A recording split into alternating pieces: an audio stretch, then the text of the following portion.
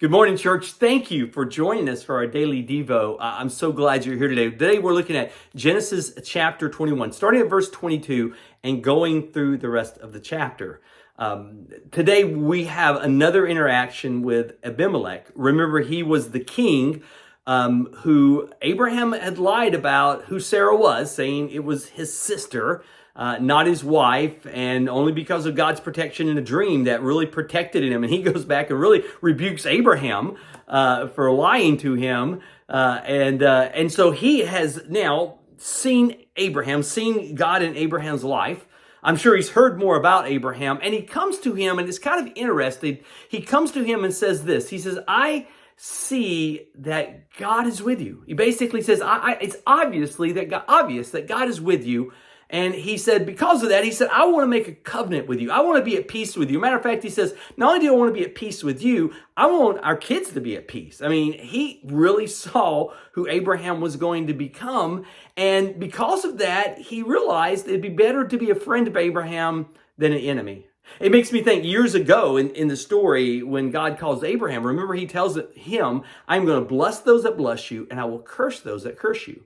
Even though Abimelech had maybe never heard that, it was obvious that being on Abraham's good side was going to be a good thing. Why? Because God was with him. Maybe it's the stories that he heard about Abraham. Maybe he's just seeing the incredible flocks and the servants and the respect that he had. But he saw this and he wanted to join him.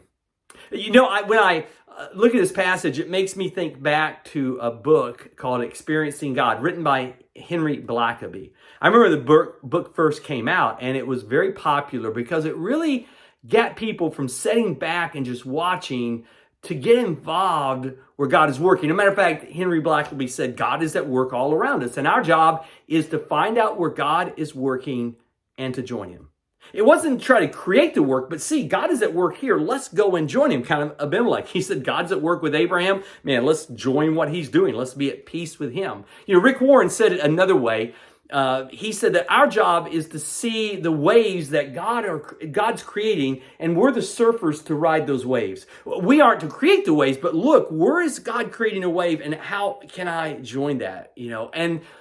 I think for us, we want to look for that. And now, for those of you, and I know many of you take our Devo who are beyond the borders of Huntsville and Madison, where our church is. But, as where we are as a church in Huntsville and Madison, we are incredibly blessed because God is bringing so many people into our area. I mean, they're moving in, and the majority of those people, guess what? They don't know Christ. And right now, if you look at the population growth of Huntsville over the last 20 years compared to the growth in churches, we're being dwarfed by just people pouring into our area, which makes our area a richer place to reach out to those who don't know Christ. And part of what we want to do is look and say, where is God working? And we might look, where is God working in someone's life? Who is God bringing across my path that I can love on them till they ask why and then tell them it's Jesus? And we have a unique opportunity with Easter just being slightly over a month away. That's the time when people who aren't Christians, when people who normally don't go to church are willing to go to church.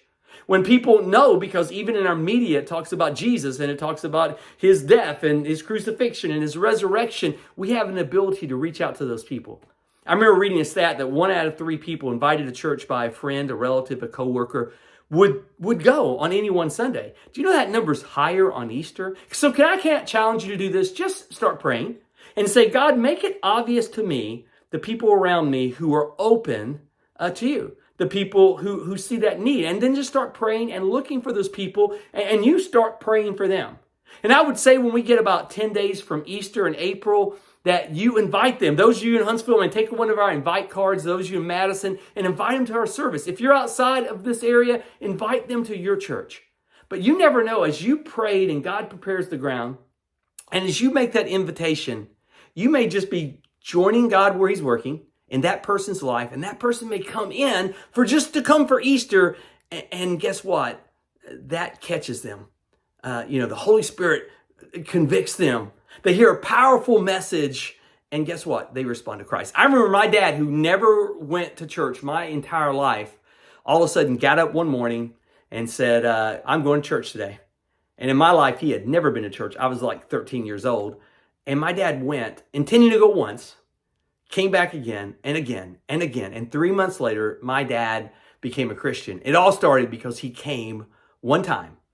And that one time was what God used as that kind of hook to draw him into that relationship. So look around, see where God is working, join him. You never know how God can use you to make an eternal difference in the lives of others. Thanks for being on our Daily Devo. I hope you guys have a blessed day.